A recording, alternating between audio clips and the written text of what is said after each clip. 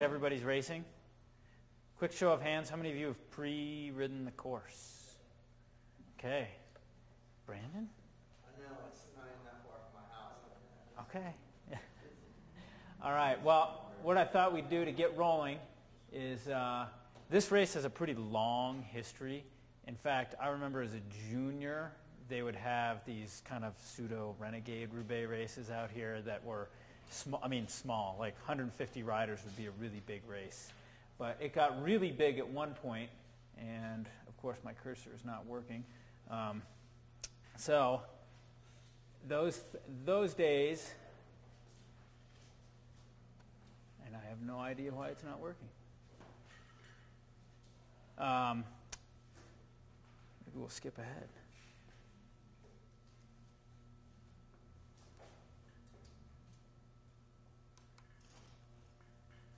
There we go. So back in '99, this was actually an NRC race. It was actually a national calendar race. There were pro teams from all over the country that came to check it out. So we'll start with a quick, this was the Boulder Roubaix, and it kind of encompassed the same style of events that we have here with the Mead-Roubaix. I'll give it a chance to buffer. How many of you have actually seen this?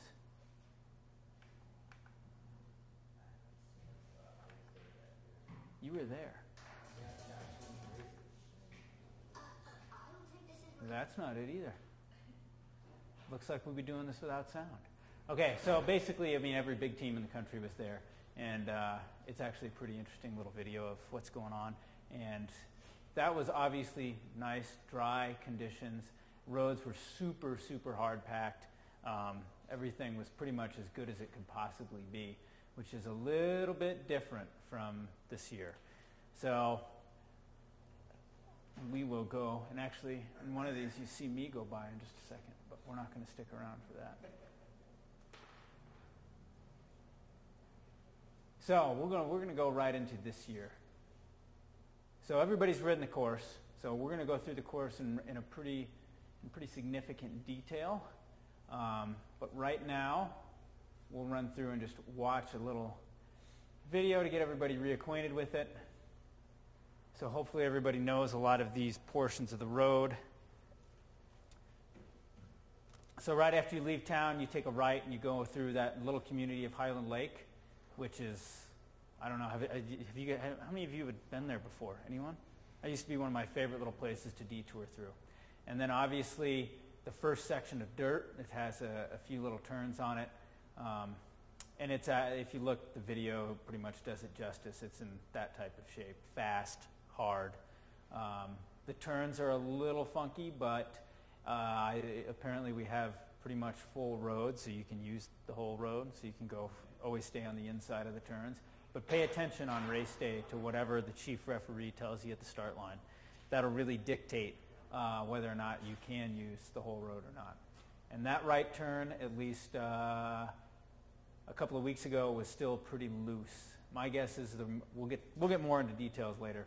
So this stretch is going to be a fast downhill dirt section. It's a little funky, and then you take a left for another uphill back to County Line Road, and that whole dirt section, not a lot of surprises. It's pretty hard packed. It should be in pretty good shape. It might have some washboard here and there, but nothing, I would say, too significant. And then, so this is the right-hand turn onto County Line Road, which you're going north on. It's pretty much all downhill, fast, good pavement. And then you get really close to the town of Berthoud, and then you take a right turn down at the bottom of that hill. And you're on Highway 56 at that point. And you take another right turn back onto County Road 3, and there's a very fast transition from pavement to dirt. And it's probably one of the fastest transitions I've ever seen in a race, from pavement to dirt. Climb up a little hill, which you see in front of you there, and then that's 40.5, which takes you to 5. All that is pavement, rolling hills, and then you're back. You end up back on Highway 56 again. Anybody get chased by the dog that lives at the bottom of that hill? Yeah. The pit bull right there at the right on the right side. I haven't seen him, but I've seen a couple other dogs right at the turn by 5. Yeah, and so this is the crux of the course, right there. That is a really significant hill for a lot of reasons. We'll get into it in a little bit later. And then it also has a relatively fast transition from pavement to dirt, and then it just never seems to end. It goes up, and then it kind of supposedly flattens out. And then the oddest portion for the finish will definitely be when you hit this pavement stretch to the finish line, because it's false flat downhill, and it's definitely going to be one that's tough to... Oh, we'll get to that. Don't worry. Jump the gun there. Yes, jumping the gun just a little bit. Sorry. Okay. So that course, I've kind of divided up into a few different sections. And so the first one, where it's all paved, honestly, your biggest issue is going to be the center line, because the center line's there, and at least at the start of the race, everybody's going to be vying to get to the front. And so they'll have the center line rule in effect there for sure. And so you'll see the motor refs popping guys left and right, all the way through that town of Highland Lake until we get to that first dirt section. And that first dirt section is basically that whole twist. Wait a minute, what am I doing? I got an actual prop here for this. Section 2, this whole dirt section, where you come down, hop on County Road 3, which is actually the same road. I was just off on my drawing. This tourney section is one where it's going to be, like, the field isn't going to get through that much more than 2 abreast. It'd be really hard pressed to get through that. So you'll actually have a choke right there. And then on this stretch, it'll actually regroup a little bit, and another little choke right there.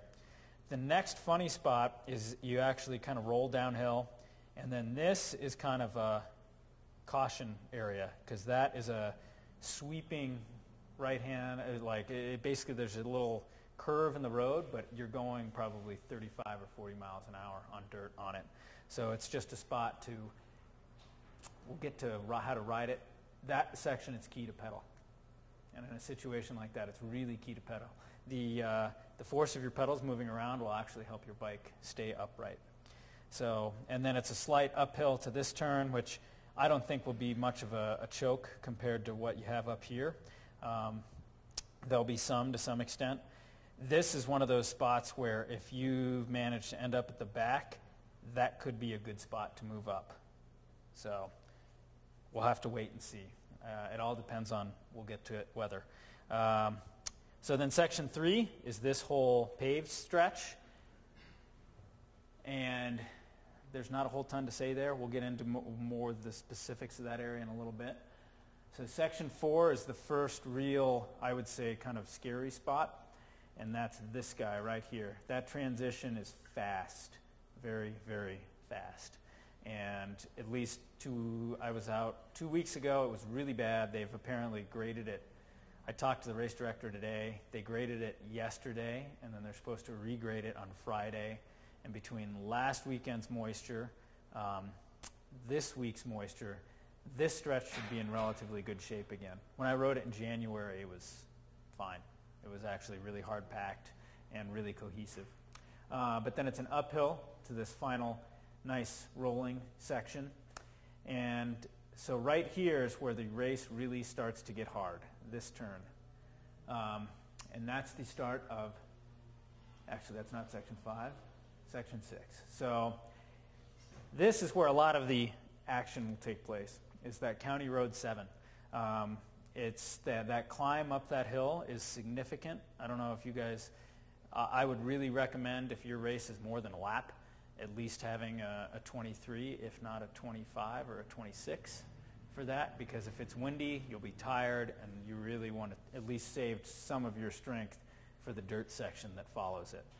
And we'll get into our tactics in just a minute, but then you come screaming down once you hit here, back to the finish line.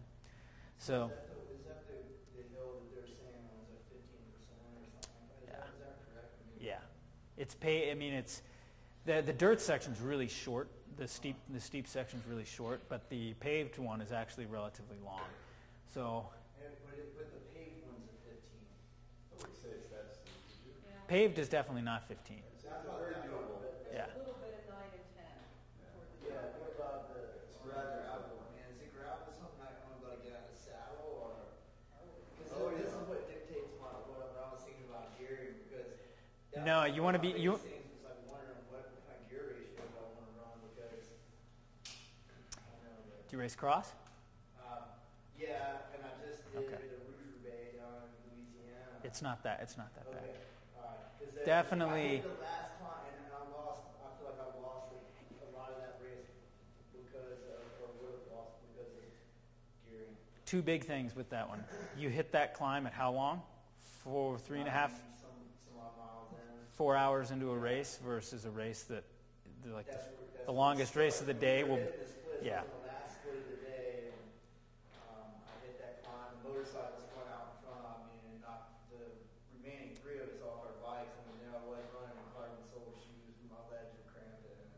yeah. Luckily ours is not that inhumane. Okay.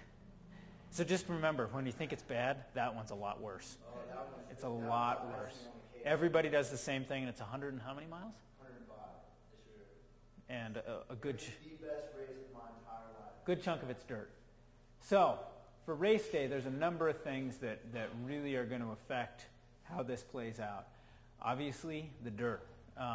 The way it's actually shaping up, that's going to be much less of a factor than it was 2 weeks ago. So did everybody ride it when it was in its relatively sandy state? Yeah. So that I think will get considerably better. I think 7 has some inherent issues which won't be fixed with water, but all the other roads should be fine. I think they'll get to the, because, well, I have the weather forecast up there too. Basically, there's a 70% chance of rain on Wednesday night, and then there's another shot of moisture coming in on Saturday and Saturday night. So those two combined means that I think, believe it or not, I think it's going to be in really good shape. The downside is no matter what happens with the fact that they're using graders, water, Mother Nature's water, it's going to change a lot in the days leading up to the race, and then it's really going to change on race day. So I don't know if you guys have noticed before in dirt races, but there's always lines that get beat in.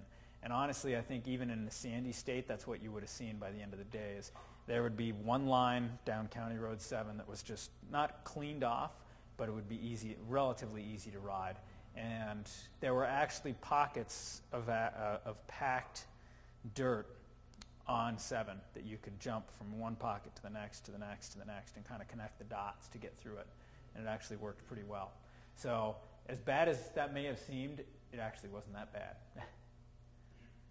So the climbs are another significant factor. 7 is actually, I think, the worst one out there. The dirt, by the time you hit the dirt, I think the field's going to be broken up. And that's why this transition I'm not really concerned with, because I think most of the action will take place on this uphill. I think, and that incorporates that aspect. That's, I think, going to be a factor on race day. We'll get into that more with equipment. But finally, the single biggest factor of this race when I pre-rode it in January, without a doubt, was the wind. Like you're going to totally be at the mercy of what direction the wind's coming from. In fact, there's a plus side to having it. If it's 45 degrees and raining, in all likelihood, there will not be howling Chinook winds at 40 miles an hour. Because if that's the case, the dirt isn't going to matter a bit. It's the wind that's going to matter, because the race will be completely blown up probably by the time you get there. If it's windy, typical Boulder winds actually would shatter here, and I think the other key parts would be here, and then anything that was left. By the time you actually hit this dirt section, every race would be in groups of 10 or less. So there's just too much exposure on it. So I think that is going to be the biggie component of this whole thing. Well, if we have typical winds, they come out of the west. Right. So they're actually going that way. And so the only issue is that it's smacking people against the center line here, which has a fudge factor to it. Whereas over here and on this section, there's no fudge factor. It's the side of the road. So if the race is in the gutter over there, that's going to be it. So all of these come together to form a race plan. So this race plan should be actually very, very simple. It's kind of funny. Everybody likes to make large drama out of what to do on race day. And dirt races, it's actually incredibly easy. There's some key components in being able to adapt to changes as they happen on the fly. And staying positive is a key component of the whole thing. I don't know if you guys have noticed before, but you can watch people in races like this that all of a sudden they'll put their head down and they're done. You watch. It's not a physical aspect. They just mentally check out of the race and it's over. And if you can keep all those together, it'll actually be a relatively memorable experience. So if I were to recommend a race plan for this, it is so simple. You basically are in the top 5 here, here, and here. And it's going to make your life so much easier. Every one of those, the reason they're lines across the road is because they're effectively finish lines within each lap. It's imperative. If you make those moves every time, the race behind you will just detonate. And that's what always happens in races like this. Is that it's really not a race to attack. It's really not a race to think I need to make this move or that move. Really, if you just stay at the front, it'll all happen behind you. This section, as soon as you hit it, this choke point, if you're ahead of it, you're fine. If you're behind this choke point, all of a sudden you're going to go from being one big solid group here to being strung out over a minute or two after that turny section and getting back up to the front. I mean, is everybody familiar with the accordion effect? It's really bad on dirt. So if you hit a choke point, basically the front of the field keeps going the same speed while the back is stuck. Field string's way out, and the only way to get back is to accelerate that back group, and guys just pop off left and right when that happens. So that's going to be an area where that happens pretty significantly all through this stretch. This stretch a little less. That's why I think if you do end up drifting back in there, that's a good spot to possibly move up, and that way you're ahead of the game for the next spot. And that one, the only reason I'm worried about it is just that fast downhill transition. It's going to be imperative that everybody keeps weight off their front wheel. No matter how good that section is, that's the only way to handle that, because I have a feeling that one will be one that is variable on race day. It could be good for your first few laps or first lap, and then later on it kind of degrades just a little bit. So rolling along, that is a key section because it's downhill, but then it transitions to uphill, and being able to be at the front for this stretch of rollers, it'll let you relax. I think this will end up being a spot to kind of eat and drink because it's not super fast. There's little bits of uphill to slow down and relax on, and then it gets you ready for the crux of the whole thing. So what's going to happen here is basically you're going to have guys that are good at going uphill that are going to make it really hard for everybody else. And by the time you get to this section, I have a feeling most fields will be strung out close to single file because people will attack and make accelerations on that hill. And so if you're at the front and able to at least respond or at least kind of ride in kind of a comfortable place, that'll keep you at least near the front for the dirt section that's earned a pretty bad reputation. And then the key, once you get off that dirt section, is try to limit your losses. You know, when you get to the end of any of these dirt sections, if you're not with the leaders, don't just put your head down and start driving on, because chances are if you sit up and look around, there'll be 3 or 4 more guys behind you to actually wait for, work with, and especially on this stretch and this stretch, which are both downhill, numbers are your best friend, because being able to rotate with a group of riders is going to make it much easier to catch back on, and you'll use much less energy.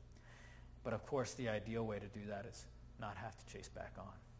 So, questions on how to approach the race? This first choke point that you were talking about, how far is that in from the start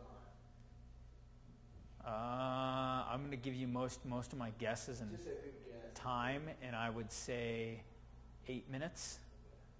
So this is good. The first lap is going to be lightning fast all the way there. And I have a funny feeling you'll see that just sustain itself, because everybody's really somewhat figured out that that's a finish line, that's a finish line, that's a finish line. And so everybody's racing for those spots every time. Some races it's not as bad as others. But anytime you get guys that have the kind of understand the concept of racing on the dirt, they will all race like a madman for that. They will be sprinting for that dirt section like it's the finish of the race.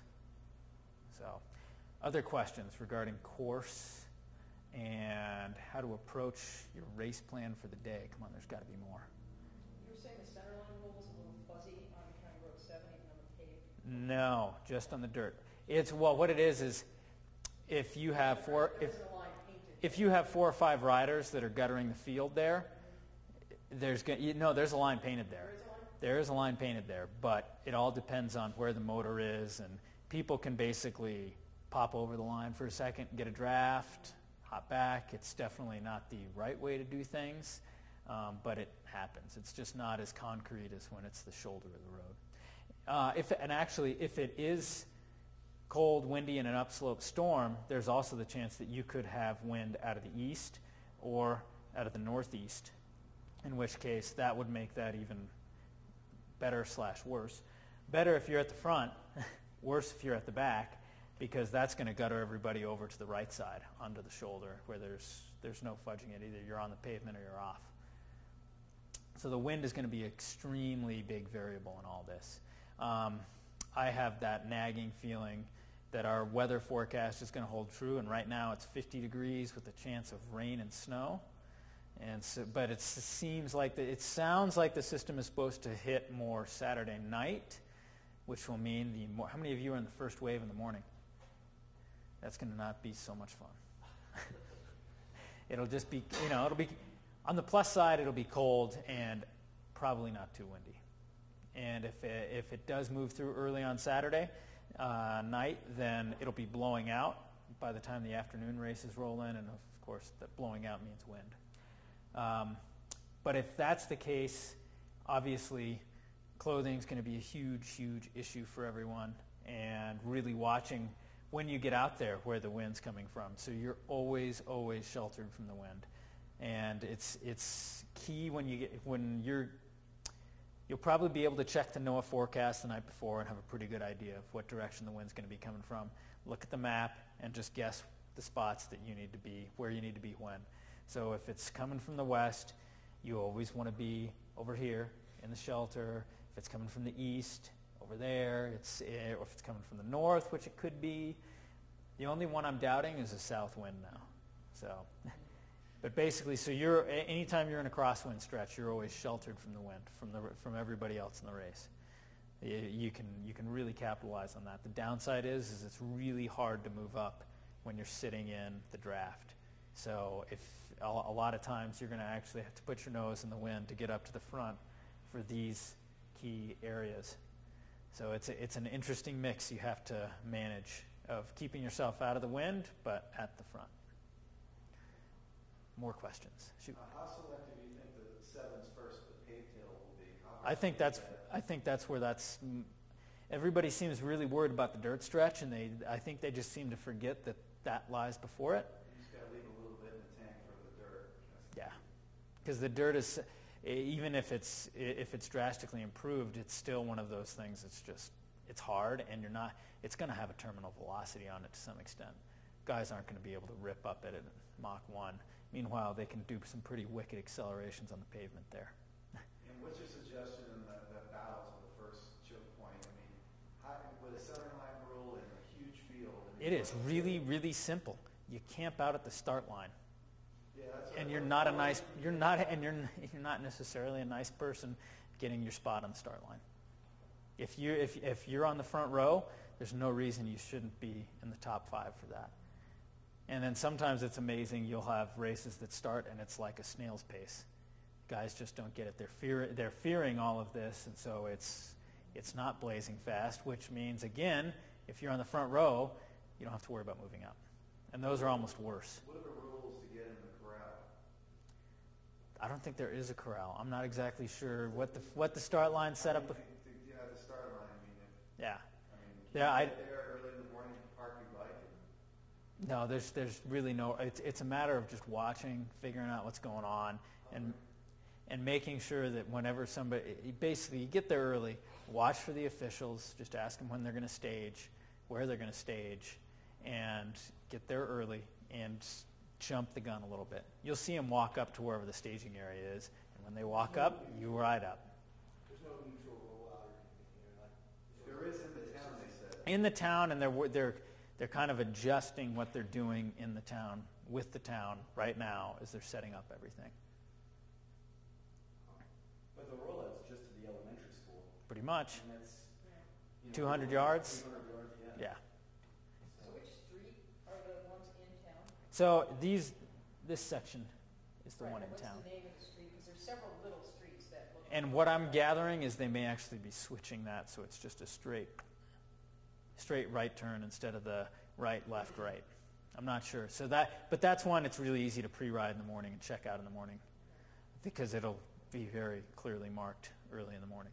So you were seeing again the gearing 25 or something like that? Yeah. How many of you are doing 2 or more laps? Yeah. So gearing is going to be key for that second lap, because if you're doing everything properly and racing like crazy to get to these spots early and first, you're going to be kind of tired when you're getting to this hill the second time up. But so is everybody else. So it's going to be the 25 or 20. You might even think about it if it's windy at 27, and that's really for the pavement section, not for the dirt. The dirt you pretty much have to ride a bigger gear. So riding dirt, and especially this potentially sandy dirt, it's all a matter of keeping weight off of your front wheel. I mean, almost no weight at all on your front wheel, and it's really hard the way the transition is set up, because it's downhill, leaving you wanting to put weight there, and it's a matter of really focusing on pulling back, almost lifting up your front wheel so it floats over all that stuff. And the harder part is not actually you can adapt to that pretty well, and then once it switches and you start climbing, you've got to make sure you're in the right gear. I botched that when I rode it. I couldn't get out of my big chainring, and I had to ride the steep little dirt hill in my big chainring. But it effectively meant that I came to almost a stop. Like I did almost a track stand in the sand and then got going again. And it's a little easier on the uphill to get your weight back, because obviously it's sloped in your favor. And that's key, because the more weight you have in your back wheel, the more traction you're going to have. And that's very important when you're climbing stuff like that. There's going to be a happy medium getting up the dirt climb there of being able to steer and getting a little bit of weight on there, so you can actually steer in the loose stuff, and actually having your weight back enough so that your back wheel grips. You shouldn't really be sitting in the saddle. You're kind of hovering between the two.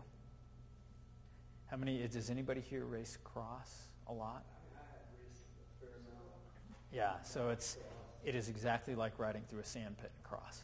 If you sit down on your saddle, you put almost too much weight on the back end. If you're hovering up, it gets kind of the right balance between the front and the rear. So that's something to keep in mind. And then any downhill sandy sections, it's all a matter of keeping your weight off your front wheel, even if you're sitting on your saddle. So any different tactics in the later laps than the first? By the time you get to later laps, if you've ridden it right, you're pretty tired, and it's really coming down to survival. And you're probably with a smaller group at that point. And if you're not, it's the same. If you're with a big group still, the game is still the same. You're just trying to get to all these spots first. If you're with a smaller group, then you're starting to look around and see which guy is going to blow first and which rider is going to go out the back. And you just don't want to be with them. You don't want to be near them, because they're the ones that are likely to make, if you have somebody that's looking really, really tired, they're the ones that are going to make a mistake somewhere in here. They're the ones that all of a sudden you'll be riding along thinking, wow, this is great, and you'll look up, and that's because the other half of the group is gone. And you see it all the time in races like this. People get complacent, they're not paying attention, and the next thing you know, whoops, the lead of the race is gone. So It pretty much just seems like, it's not going to be a race of a bunch of attacks. It would be more like, it's a war of attrition. yeah. Yeah, and then that's definitely the case. And that's what sets it apart a little bit from the Mead-Roubaix, because that thing, you know, you can have an early attack that stays away. Yeah. And with the way these races set up now is early attacks, it's really hard to stay away because everybody keeps surging for all these dirt sections, and then they ride the dirt sections hard and fast. Still the way my race ended up. Nobody was eager to take it. Yeah. It's a long way. So I mean, the two, you know, the 1-2 is a little different, but Yep. I still kind of think the same thing here. Other course/tactics questions? People have suggested that if you get bogged down in the sand, you might as well jump off cross style and run up with the bike. At least until you find another section where you get some hard pack where you can get traction going again. That is going to be a game day decision. Yeah. But really, it depends on where you are and your confidence level with what's going on. I mean, what I always call it is when you stall out. Yeah. When you're going up and you stall out, you know, you have a choice. It's like you try and get it together and get going again, or yeah, you get off and run. And it's what you're going to be able to do physically at that point. If you're taxed, that may be all you can do is get off and slug it up. Usually if you just take that split second, relax, remember what you're doing, and try to get going again, you can do it. That's one thing I noticed with that hill. It's bad, even if it's in its complete sandy state, but it's not inhumane. I mean, I was able to get going again in a 53:21. Which was far less than ideal, way less than ideal. But I mean, it works. It's just a matter of getting your rear off the saddle, keeping your weight kind of balanced in between your hands and your feet, and getting that wheel turning again. Are you going to talk about tire choices? Oh yes, Okay. hence the whole array. All right. All right, so we'll roll on, and we can double back to course issues when they arise. So. Equipment. First off, wheels. I doubt many of you are buying special wheels for this race or have bought special wheels for the race, but if you did, this would be it. This is pretty much exactly the wheel that the HTC team will use at Roubaix this weekend, the real Roubaix, with close to the same tire. So this is an extremely heavy-duty carbon rim, which you don't really realize it if you look at it, or if you push on the sidewalls. You can actually flex the sidewalls with your fingers still, but if you actually lift the thing up, it's not ultra lightweight. You realize it right away, and it's got a really heavy-duty tubular tire on it. And if you look at it, it's an extremely wide tubular tire, really wide. So at the proper pressure, which would probably be under 100 psi for this tire, and the combination of that with a carbon rim, that would actually, it would feel like you're riding suspension compared to what most of us will have to deal with on race day. So obviously that's the top of the line choice, and we're lucky enough to get a pair from Head that Frank gets to use in the race on Sunday. So I'll send that around and let everybody take a look at it. So the next step down, have any of you tried tubeless tires? Tubeless is one way to go. I use tubeless for crits, and I don't use tubeless for dirt races just because the tires are really expensive, and should you have a bad incident, that tire's gone. And so Hutchison is one of the few companies that makes tubeless tires. This is the Fusion 3. They actually have an intensive, which is a step below this, and that would be the actual recommended tire for something like this for a tubeless setup. So I have a set of those, and they are not as wide as advertised. Correct, and that's why I'm not a real big fan of them for dirt races, is they end up being really narrow, and you end up having to run a pretty high pressure, and it's just unforgiving, not as much fun, and something that skinny, it has the chance to cause problems. But they can be a good item if it's ever a super, super hard and fast day. These are not the worst choice in the world. But when it comes down to it, this is what I'm the biggest fan of. A Grand Prix Four Season or similar. So it's a wide tire. You can get them in 25s or 28s. So we've got one here, not mounted, and Boulder Cycle Sport. So a bunch of our props come from Boulder Cycle Sport. They have these in stock, which is pretty rare. This is an actual 28. This is a 28 mounted, so you can actually see how wide and heavy duty it is. It's a foldable tire. It's got a good, wait a minute, we skipped ahead. Sorry. Tubulars are definitely the best bet. Anybody here riding tubies this weekend? I have a set of Stinger 6s, I think they No. are. Don't run. No. That's what I wanted to hear. When I say tubulars, I mean like aluminum rim tubulars or a carbon rim like that Heavier duty. that's built Okay. specifically That's for what I want to hear because I was like, oh, I'd do it if you told me to. specifically for cross or dirt roads. But for the rest of us, aluminum clinchers is definitely the way to go. Carbon clinchers, I would not really recommend. It's going to be an expensive mistake if something goes wrong. Meanwhile, if you trash a regular pair of wheels, yes, they cost money, but that's nowhere near as much as a carbon clincher. So tires, yes, the Grand Prix 4-season. Basically anything wide and that's got beltered, it's either got a belt underneath the casing or the whole entire casing has some sort of protection on it, and that's what the 4-season is. So I'll send these around so you guys can check them out. Do you like the 4 Seasons over something like a Victoria or something like that? Most companies now make a tire that's kind of designed for heavy-duty dirt/racing use, where it's a heavy-duty tire, but it's not a tank. You want to avoid the tank tires. You want to avoid a wire-beaded tire. I use gator skins to train on, and they're less. That's what I used all winter. That's what I was going to say. I'm not a big fan of them with turning on them. Correct. They kind of, I mean, if they stink for turning, they usually have pretty bad rolling resistance, which means they're not the best choice for racing. The 4 Seasons do really well in comparison. Yes. I've been riding in, and then I kind of got a little sketched out on coming down Lookout one day. They are not fun to go downhill on. And so, Oh. I'm sorry. No. I was just going to ask you about the Victoria. I had ran Victoria as like a 25 or something like that, and I blew it out at the Rouge with it 95 miles in, no wheel truck around. Ruined my day. You know, there's a huge component of of dirt races that is purely chance. You can take all the precautions, you can have the greatest day, and just something goes wrong.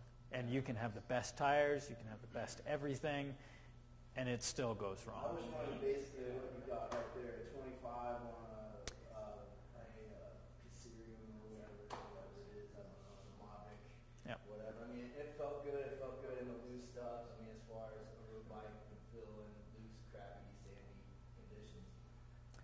But like I say, I mean, the last, I think it was just poor choice. I just missed something. I didn't see it. I don't know. It happens. You know, it's getting hot, you know, in the last little bit. Yep. But, Question? Yeah, I ran the course with actually those tires, 25s, with a little higher pressure. Yep. And it didn't work, and I did it last weekend at about 95, and it was perfect. But that's because it was so sandy, I could power through it at 95, and now I'm wondering if they're going to grade it, clean it, sweep it, and all that. What's the point? Now you're getting to a slightly more, scientific debate, which is tire pressure. Yeah, that's the really tricky thing, because those, yes, are the ideal tire, but it really does get to be a little bit of a catch-22 when it comes to tire pressure. Ideally, yeah, you want it low, because you're not going to feel as much, your tire's going to conform nicely, and you're right, sandy the way it was, you can actually get away with it, because all the rocks move out of the way in the sand. It's great. But I've never been the biggest fan of low pressure and dirt races. You know, training, yes. Races, because most of the time you check out at some point and you're just trying to follow the wheel in front of you, and you're not paying attention to, oh, there's that little rock right there that's just going to ping my rim. And so I'm a bigger fan of just resisting the urge for a lower pressure and running something moderate. Not high, moderate. What's moderate? Moderate. So if I were using a 25, I would probably go 105 and 110. But I'm 140 pounds. It all depends on your weight. It all depends on your riding style. And yeah, I usually put a little more in the back than I do in the front, just because of, like we're talking about, if you take your weight off your front wheel, you can run a little bit lower pressure in it. And if you go too low, and like you're referring to, if all of a sudden a lot of those rocks that were flying out of the way in the sand are now kind of anchored, and you hit one of those, it's pinch flat, day is done. Hopefully your wheel isn't done too. So tire pressure is a tough call. What do you run for that 28? 28 I could actually get away with. I would go just a teeny bit lower, like 100, 105. I'd suck 5 pounds off for that.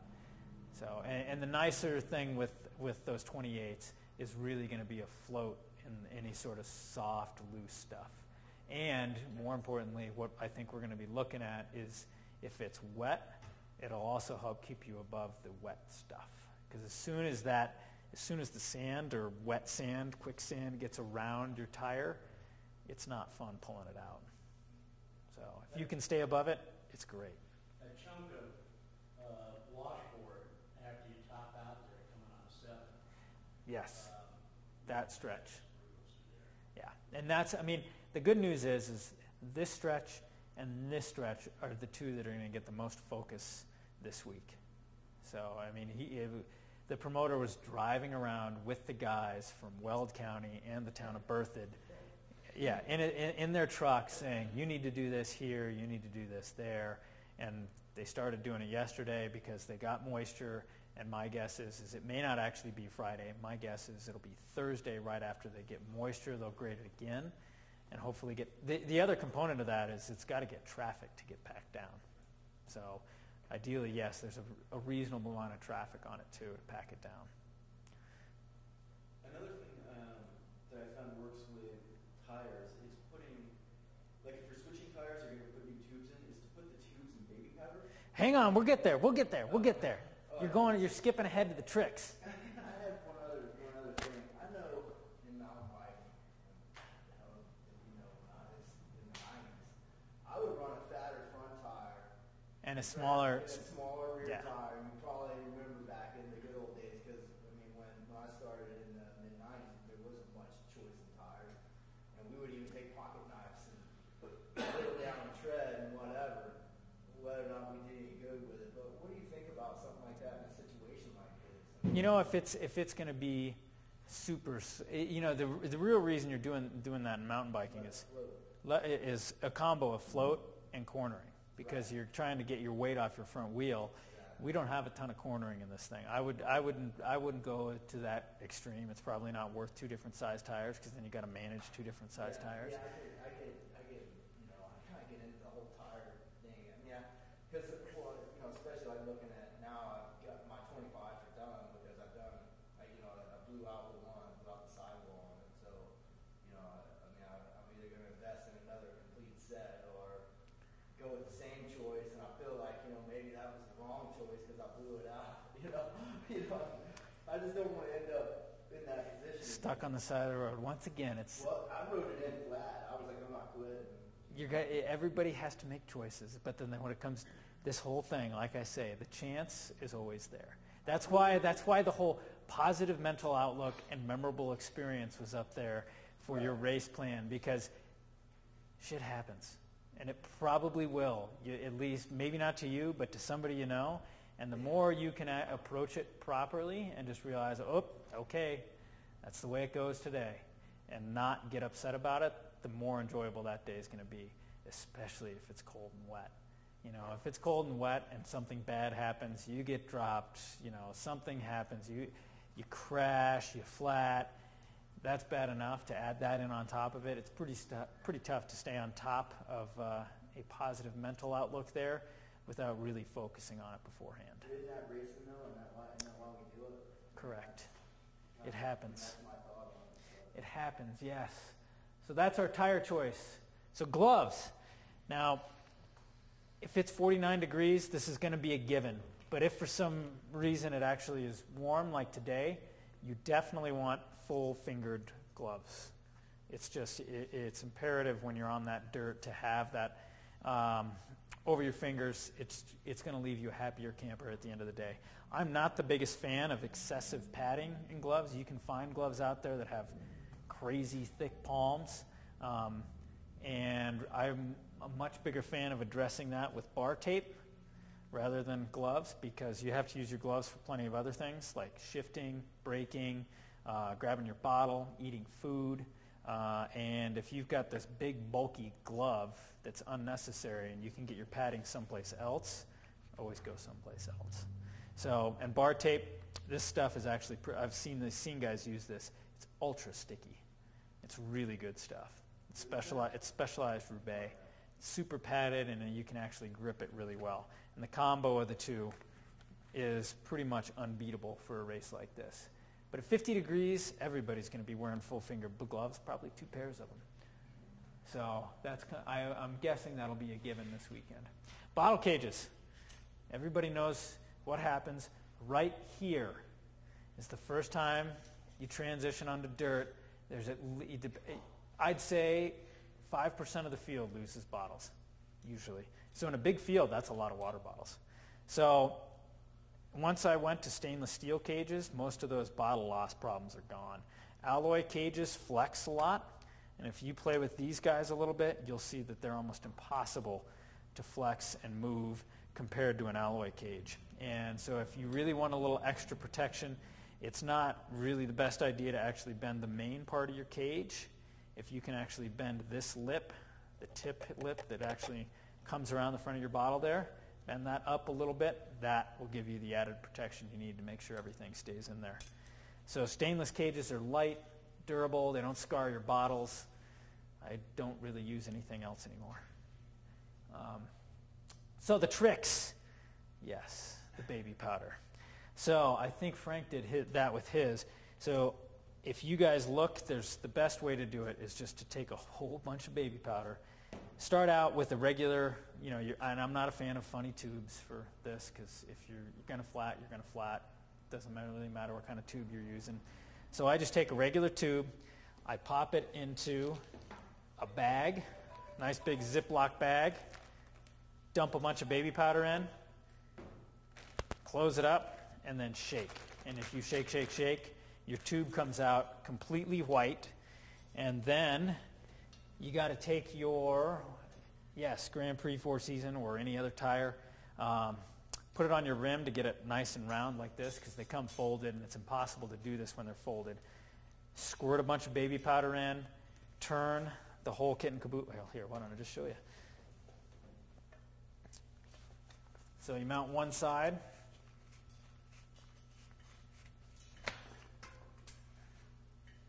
Put your baby powder in. Just squirt it in, and it's ideal to do this in a garage, not in the baby's room. And you want to spin it, spin it, shake it, rotate, shake. And then what I usually do is I get a bunch on my hands and make sure it encompasses all the way out to the edge of the bead. So the whole tire is coated, whole tube is coated, and I actually do that for all of my tires, not just for dirt races. But it's really important in dirt races, and especially a wet one, I'll put even more in. So I'll send this around and let everybody take a look. Because it packs down a little more? Or? Well, eventually, if it's really wet, water's going to get in there. And it keeps it moving around despite the moisture in there. Did anybody race the Boulder Roubaix in 2008 or the Cat Eye Road race in 2007? Anyone? Yeah. So these races can be not so much fun when they're really wet. 2008, it rained. It was in August, and it was 65 degrees and raining. It was rough. And the Cat Eye Road race was 45 degrees and raining, snow combo. It was bad. So this is this is the wheel I'll be using this weekend. If you feel it, the bearings are pretty well shot. The wheel I race in cross, but you can get a really good idea of just how much powder goes into those things to keep the tube. So the idea is, by doing all this, you keep your tube moving around inside the tire. And so if you happen to hit something very sharp and you flex that tire bead, the tube just slides along with it and doesn't actually pop out and pinch between your rim and your tire, giving you a pinch flat. That is one of the bigger secrets for this whole thing. And I think even if you're not going to do any special tire or anything, taking your tires off, dumping a bunch of talcum powder in, talcing your tubes, putting it all back together is going to make a reasonable difference for you. What tires are you running? That exact tire. The 28s? I have 25s. I just deal with 25s. We're close to that.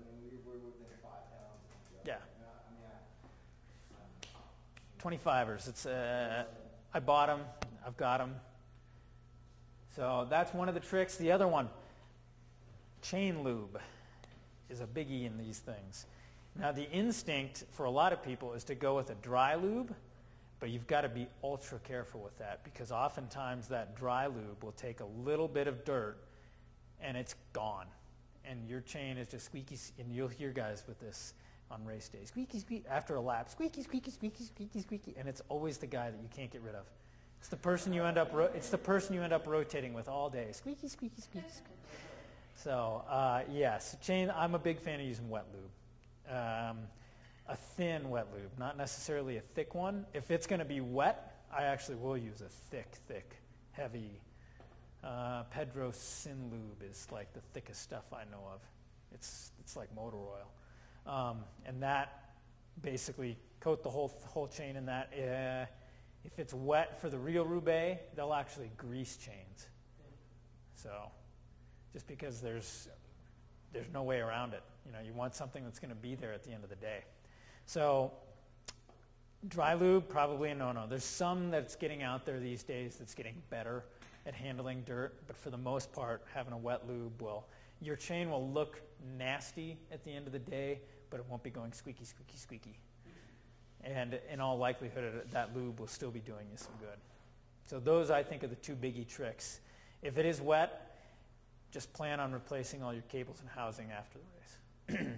Plan on your bike shifting pretty poorly, because there's almost no way around it, and then replacing cables, housing, probably your chain afterwards. So, It's an expensive race. yes, it is. I always try and milk everything from the year before, all through the winter, all the way through this race and the Koppenberg, and then replace it all. So, next up, nutrition. So ideally 2.5 to 3 hours before your start, you have a reasonable sized meal. Not crazy big, definitely not light and small. Something you want that's digestible easily, that will be pretty much out of your system come 30 minutes before race time. And ideally, cereal, pancakes, eggs, some form of carbohydrate, some form of protein. Everybody's got their own personal choice of whatever their magic breakfast is.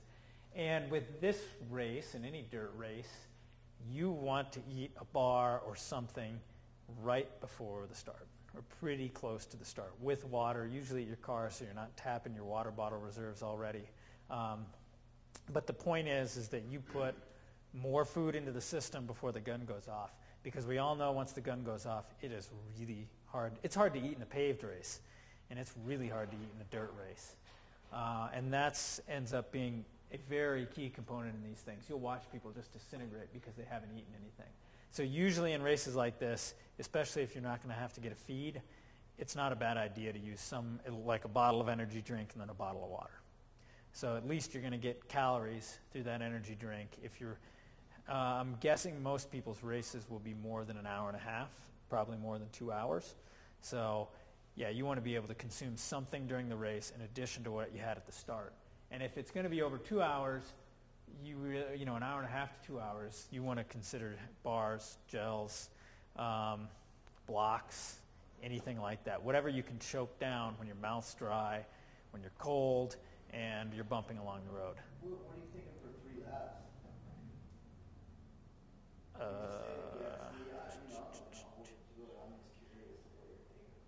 I think I will probably try to do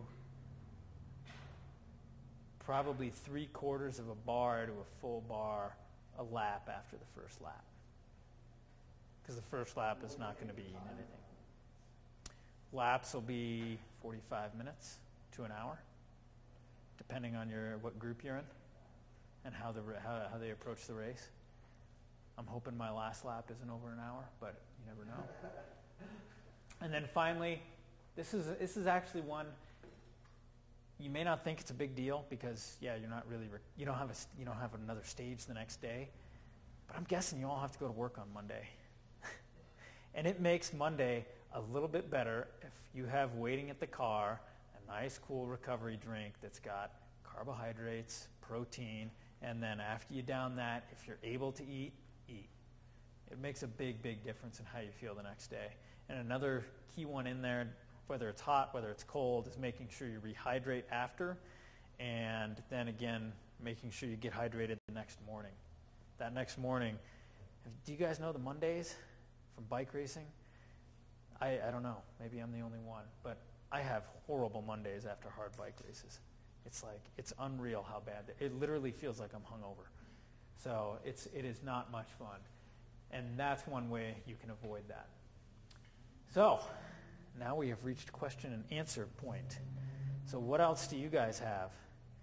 Come on, you must have had questions stuck in there someplace. Anyone? Anyone? Are you bringing 2 bottles? Oh yeah, I'll probably do 3 bottles. If you're just doing 2 laps. If you're doing 2 laps, you should be able to get away with 2 bottles pretty easily. Right. 3 laps, 3 bottles, 4 laps. I hopefully can get away with 3 bottles. Because the other. Neutral feed there? I didn't. They were It says the feed is going to be on the bottom there. I think it's by the school. That's going to be, well, by then hopefully it'll be a little bit more sane. Who knows? Trusting the neutral feed is not always the best idea. I'm a big fan of self-reliance when it comes to that stuff. It's pretty, yeah. I learned that at the Rouge. Yes. Yeah. I was like you, I didn't trust it, so I was okay. Yeah. Jay. What recommendations if it's, 45 degrees? Didn't bring props for that, but that is a really, really tough one. Does everybody it depends if it's wet or not. If it's actually precipitating, you almost want to think about, even if it's 45, 50 degrees, you almost want to think about knee warmers, just because having that wet stuff stuck next to your skin is just not the best. So I usually, for wet races at that temperature, I'll have a thick coat of embrocation and grease, and then maybe a knee warmer over that. You'll see guys in those conditions wearing shorts, and it's not the best idea, but it also, there's some sense to it, and that they don't have something cold and wet next to their skin the whole time. If it's dry, I'd wear leg warmers, without a doubt. I don't know if I would wear full-on tights. Not sure on that. So upper body gets to be a little more personal preference and just what you're used to and how you think your race is going to go. It's a lot tougher, I actually think, in a flatter, slower road race, because you are going to have a period where you're just cruising along, and you're going to want more clothes during that time than you are when it's full gas and going crazy. But this race will probably be full gas and going crazy from the get-go. So you're going to be generating heat right off the bat. So you can usually get away with wearing a little less.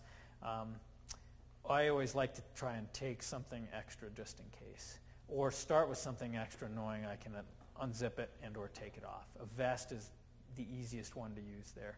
So if it was, it's tough to call. If it's cloudy, overcast, rain/snow chance, windy, I would probably have a long sleeve base layer, short sleeve undershirt, 1 jersey, maybe 2 jerseys, thermal shorts, leg warmers. If you don't have thermal shorts, regular shorts will get you by too. And then definitely some sort of Wintex shoe cover, Wintex glove with a liner. Hat is another key one, or at least just something under your helmet. And then vest over that. The vest, hopefully, you take off.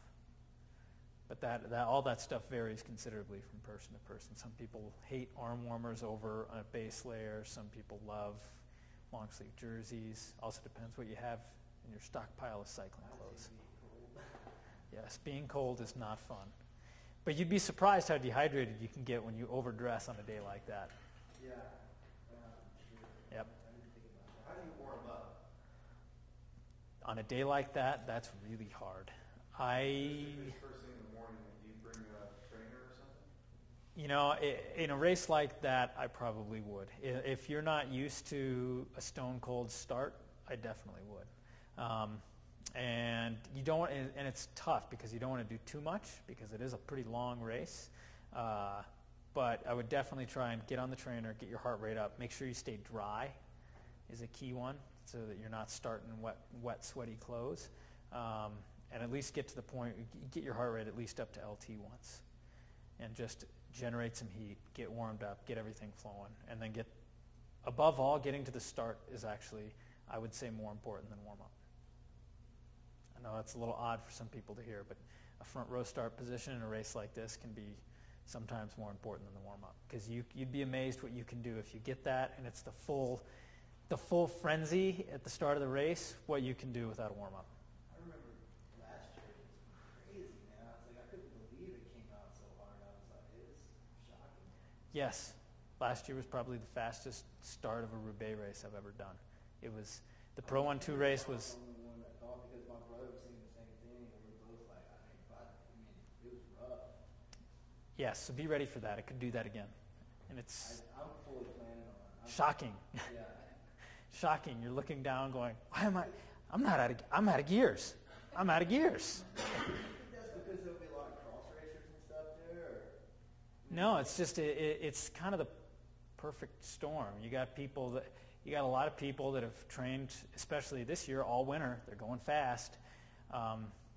And a lot of those people also have traveled to races, so they're keyed up to show how strong they are, and everybody's eager to prove themselves, and everybody knows that spot's right there, not far after the start, and so people go crazy for it.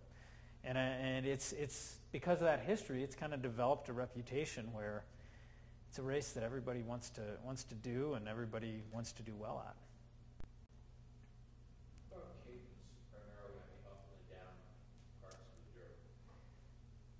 Spinning can actually be, it's a fine line. It's a little bit like the tire pressure thing. You know, you can definitely spin too much, because what's going to happen if you're spinning too much is you can't really hover above your saddle and kind of balance between front and rear end, and that won't work with a high cadence. And then you can get bogged down in too big of a gear that you can't push, and then you stall, and that's not good either. So it's a kind of a happy medium. Usually when I'm doing something like that, I never pay attention to what my cadence is. I would have to guess that mine sits on a dirt section like that somewhere between 70 and 80. If it's this stretch, it's going to be like, that's one where I would probably even focus on trying to spin, just to save my legs for this uphill section and this uphill section of dirt. So, and just always remember that cadence-wise, the lower your cadence is, the more you're going to rely on your muscles, and the higher your cadence is, the more you're going to rely on your cardiovascular system. So you can save your legs by spinning, because your cardiovascular system usually lasts a lot longer than your legs do. Usually. So we don't know what the finish is going to look like yet?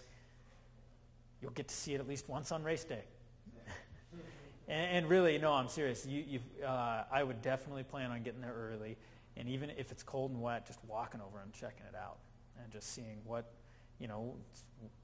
happening, where actually the line is, because that was something that they had very distinctly on their map. But then when I talked to the promoter today, yeah, we're talking about changing that to fit in with the expo, keep everybody happy. So that's why I don't know if this is going to still have the little chicane, or if you're going to go straight and turn right, or where actually it'll be. But when it really comes down to it, we'll hit this real fast. If you find yourself in a good position coming off of here on the last lap, it is going to be a really tough decision on what you do. Because if you've got a little gap and you decide to roll it and go, and there's 3 or 4 guys behind you that get together, it's so late in the race, you might be able to hold them off, but then you might not. So do you wait or do you not? And that's going to be a tough decision that people are going to have to make when they hit that point on the last lap.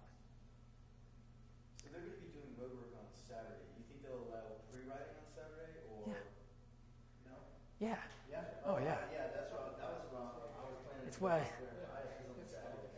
I don't know how I've managed it, but I think 3 times in the past year I've ended up on Poor Man when they're grading Poor Man, and it sucks.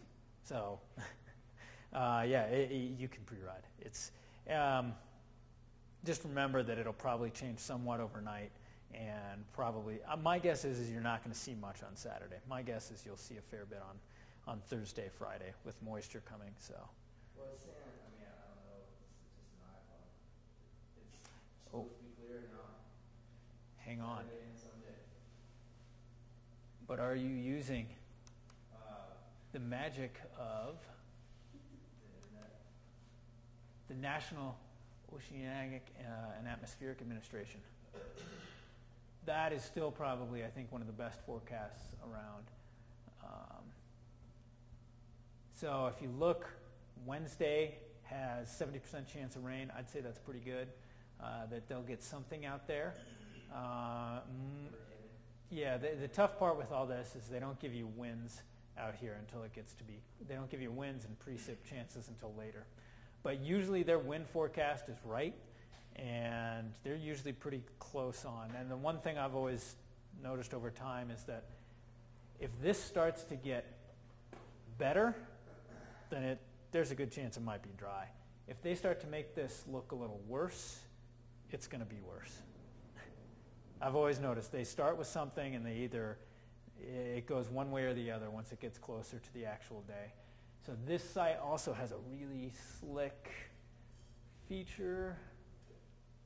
In case you can't tell, I live on this thing during racing season. But this graph, if you just Google NOAAWX. Oh, okay, yeah, I gotcha. I think it's under rack weather too. Yeah. So it gives you a pretty good profile, temperature. Let me go back there. The one I really like is this. That is the wind graph. And I've usually found it's pretty accurate in direction and velocity, yeah. And so you can look and see what time it's going to change, and it's usually pretty close to right. So you can see tonight will be a pretty drastic change. You can see precipitation potential, sky cover. I mean, it's a good thing to check out, and it lets you look and see at race time what the guess is going to be. And on Saturday night, you'll have a pretty darn good idea of what it'll be like Sunday morning. So that'll help you pack in your bag. It'll help you look at the course one last time and think, okay, this is where I need to be here. This is where I need to be here. Always out of the wind, except if I need to move up. So I would definitely be checking that site on Saturday night. If it's wet, do you do anything different in pressure? And I don't. Not just because of the whole pinch flat issue. Yeah. You want to be going as low as you can go without pinching. If it is wet, what's the trick? I mean, I'll just have leg warmers on and whatever gear I have. Greasing up? Yeah, I mean, embrocation helps a lot. I think. Embrocation's greasing up? Well, there's two components. Sometimes they have embrocation is usually some sort of chemical stuff you put on your legs. Oftentimes it's cream, and if you just throw a coat of Vaseline over that, that's good. Sometimes it is already in kind of an oil-based format, and that's stuff you can just slap on by itself. But just some little extra protection from the elements. But the nice part is that can mildly replace part of your warm-up. Your legs, there's stuff that's out there that your legs will feel like they are on fire when you're starting. But the bad side about that stuff is it's that night you take a shower and your legs are really on fire in the shower when you put hot water on them. Shoot. What about riding a cyclocross bike? Why not? Or why or why not? This one, the gearing is going to be a big issue. You have this long downhill stretch, downhill here, downhill there, basically, and actually you'd probably run out of gears on this stretch. And so unless you're going to change out your chain rings, then it would be, I don't know if I would do it. I did. You would make up that much either, honestly. I don't know about doing it, but you would sacrifice too much on the flats and you would gain on the dirt. That's what I felt. When I did the rainy race in 2008 in August, I didn't want to change out all my cables and housing after the race, so I did ride my cross bike with road wheels on it, just because I needed to recable it anyway. And I didn't change out I did change my chain ring. I put on a bigger chain ring. So I kind of cheated. But it still wasn't huge. It still wasn't a road ring. I think I had a 50 on instead of a 53. And so, yeah, there was the limitation of gearing. And I remember I would have to, on the one downhill stretch, I would really have to focus on following a wheel and getting in a draft and not getting out of it. So that's got its disadvantages. But if it's wet, If it's wet, it's either trashing your nice road bike or trashing your cross bike. There's something to be said for it. Something I did this year because I knew I was going to be doing a few Mead-Roubaix races. I put vortex cables on my bike. And at this point, it's still fine. 105 miles is the Rouge. It's been fine.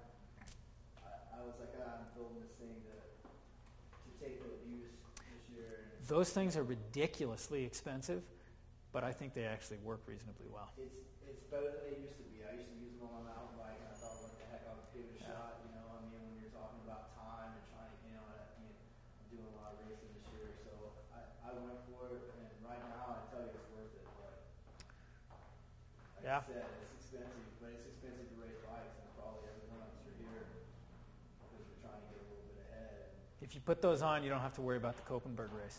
That's right. I feel like I could put that one, but unfortunately, the Koppenberg's not going to be one I'm not going to be here. So. Are you guys doing the Koppenberg too? Everybody knows it's the exact same race thing where you just race for the bottom of the hill every lap. Yeah. And that same thing where there's little choke points on the dirt and spots you can move up, and they improved it a little bit this year where instead, you remember how there used to be the heinous ditch at the bottom of the hill? Now they put a culvert in, and now the ditch is this nice smooth transition to the hill. The hill's still a mess, so. But that's going to make that race a little bit better, I think. How much of that is dirt? 50%, almost exact. 50% of the distance. It's actually more of the time because it's uphill when you're on the dirt. So, but that one's always in awesome shape. So, other questions? Anything? How do you read that So, photograph? whatever angle it's at, that's the direction. North is to the top, and then we don't have any gusts on here. That's always good. So what it'll have when it has gusts is it will have a little dot up there someplace with a number next to it, and that's the gust estimate.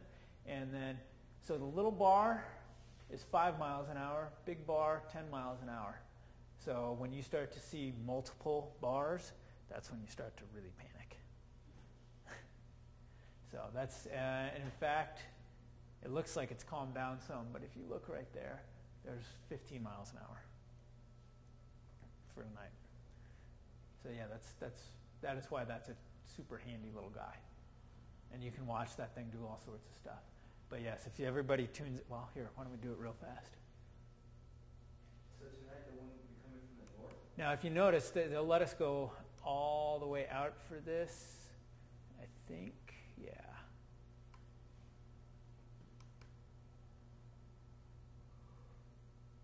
Come on. Oh, wait, hang on. Sorry. User error. So this is what they're saying right now for Saturday into Sunday, but that's a long ways out. Beyond 48 hours, they're really throwing darts at a dartboard. But that doesn't look so good. So first wave is what, 9 a.m.? Yeah. So that looks like 15 miles an hour straight out of the west.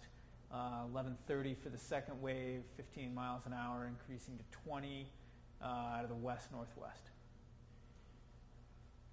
So. Typical day in Colorado. Yep. So pending, I'll run through one lap of the course real fast. Pending, that's the wind forecast. I have a funny feeling that won't change much, because if you look, this is when the precipitation's the greatest. If it shifts that way, who knows? But if that's what they're thinking, this is going to be a blockhead wind. Front row, actually, like totally imperative.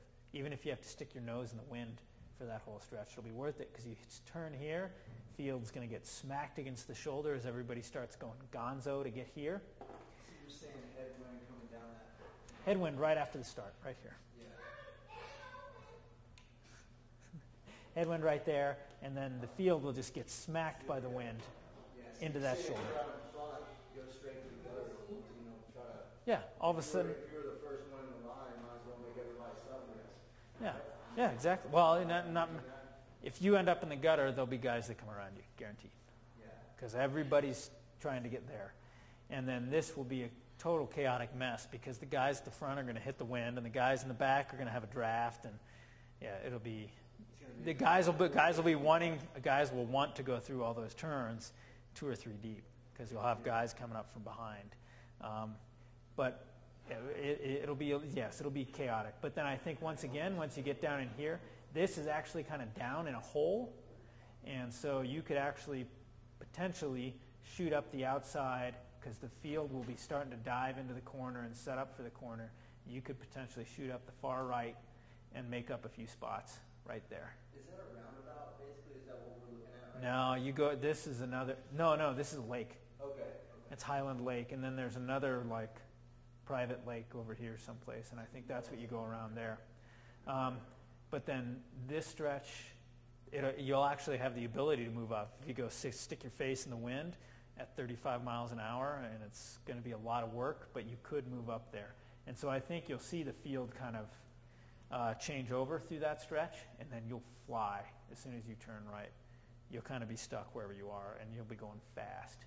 And then here, you'll get smacked against the center line, and as soon as the center line ends, people will probably immediately dive for the left side of the road. And so the left side of the road will actually be where I'm guessing most people will be riding, and that's a first spot for issues. Like if it's really 20 miles an hour out of the west, I'm guessing there'd be a crash somewhere in there, at least in our race. That's really soft shoulders. I remember part of it. Yeah, and if they grade it, that'll still be the case. Grading and water. Transition. Yeah. Fall. Yep. It's scary. Yeah. So Why is it so scary? that's the one they're also working on the most because of that. Yeah. And so Well, You fishtail. downhill. you're going. All of a sudden, it just cuts. You're already going 30, 35 miles an hour, and it changes from pavement to soft washboard craziness. I mean, like, and deep, well, it was deep sand. But I think that'll improve greatly with grading. And instead, it'll become incredibly variable, where, 5 feet away is perfect, and where you are all of a sudden goes kaput, and you're riding in loose stuff. But I think after the, how many guys are in that first wave again? Who have you in? 901 on the second. You guys will find all the bad spots for everybody. After the first lap, it'll get better, and then throughout the day, it'll get. It's kind of funny. It's just like a cross race. The course actually gets better as more and more people ride it to a certain extent, and then it starts to degrade. So by the time later laps of the threes and the Pro 1-2 race, the lines that get beat in will start to break down again and get all kinds of nasty. So that spot there, that's going to be basically you're fighting to stay upright, stay at the front. You'll have a tailwind again. I don't think this crosswind's going to be insanely decisive. However, this spot, and especially this spot, and probably in through here too, I think that's where guys are going to attack, roll off the front. That's where I think guys will be attacking, and people will actually let them go to some extent because everybody's waiting for here. So, and then once you hit this with a 20-mile-an-hour crosswind, by the time you're halfway up the hill, it'll probably be single file or close to single file, and then gaps will start opening. It'll plan out exactly like I envisioned back in January when the wind was 20 miles an hour out of the west with snow blowing across the road, where you just have the vision of a long single file group and gaps opening, and by the time you get to the dirt, everybody who is freaking out about the transition there and the dirt there, all you're doing is just trying to survive, just trying to make it over the little hill. After the first lap, you're already Yeah. doing the survival mode. Yep. It'll be by the time you get here. That's where it's crucial to stay positive because it's a long race. Oh yeah. And people are going to go hard. They're going to not eat. They're going to misjudge a lot of things too. So Basically, when you get here is when you want to stop, catch your breath, look around, reevaluate, figure out what you're doing. And that's key to do every lap, and it's a great spot to do it. And you'll see people do it, and then you'll also see people completely just head down through the whole thing and just keep going. But really, you want to stop and start thinking right there. Think, eat, think, drink. get yourself collected, get yourself together, figure out where you are, figure out what you actually want to do. If you want to, if you're with 10 guys, do you want to rotate with them? Do you want to sit on for a little bit and rest? What you want to do? So, but always remember, if you're with 10 or more guys, that spot's coming up. It's probably sooner than you'd like. It's a fast course. Yeah. The minutes just tick by. Yes. And that wind setup will actually make it, that wind setup will make it even worse. Just because you have so many extended crosswind stretches where a group of numbers is actually going to be able to roll really fast. And those two tailwind stretches are just interspersed perfectly in there. So if you were coming around the finish, if the finish is close to where the start is. Yeah, they should be effectively close to the same, yeah. In that bottom In Mead, right? in the town, yeah. Yeah. So, where should you be thinking about placing a good attack to get rid of these guys?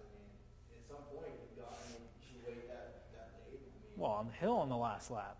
The hill. The hill on the last lap would give you plenty of time to, if you're going to be strong enough to ride away from people. Yeah. Basically, almost every race will probably be pretty well decided by the top of the dirt hill right in here. And I think, there's going to be some changeover that happens coming off of it and then onto the pavement.